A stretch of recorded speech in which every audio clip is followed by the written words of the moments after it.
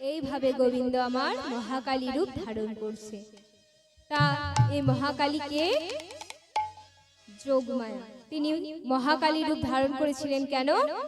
কারণ এই জগতে সমস্ত অসুরদের অত্যাচার বেড়ে যায়, আর সেই অসুরদের এতই শক্তি, তাদের যত ঢোপা রক্ত মাটিতে পড়বে ততগুলো অসুরের সৃষ্টি হবে।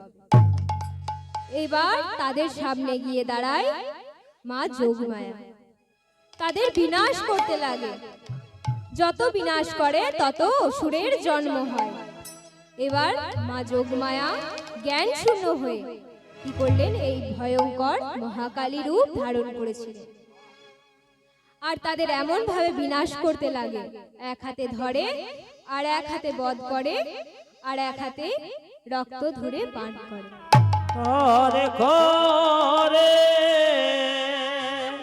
আর যদিও বা এক ঠোপা রক্ত মাটিতে পড়ে, তার জন্য তার বাহন শ্রীগালকে কাছে রাখলেন, যেন রক্ত মাটিতে পড়ার আগেই সেই শ্রীগাল পান করে।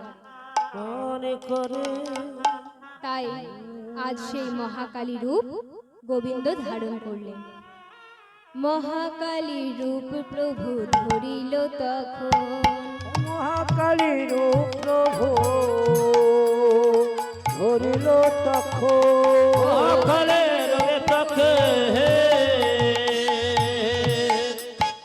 ধরিল তখন, মহাকালী রূপ প্রভু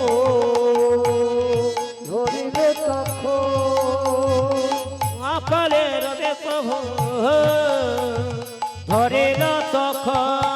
চতুর্ভুজ আখি চর্ম খপরে শোভন, চতুর্ভুজি আখি চর্ম খপরে শোভন, চতুর্ভুজ আখি চর্ম খপরে শোভন, চতুর্ভুজ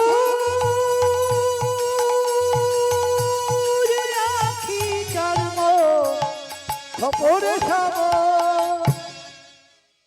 মহাকালী যেমন চারটে হাত, সেরকম দুটি হাতের পাশে আরো দুটি হাত বের করে নিলেন। এইভাবে গোবিন্দ আমার মহাকালী রূপ ধারণ করছে। কোটিতে নরকমুণ্ড মালা গলে নিল, কোটিতে নরকমুণ্ড মালা গলে নিল, কোটিতে নরকমুণ্ড মালা গলে নিল, কোটিতে নরকমুণ্ড মালা গলে নিল।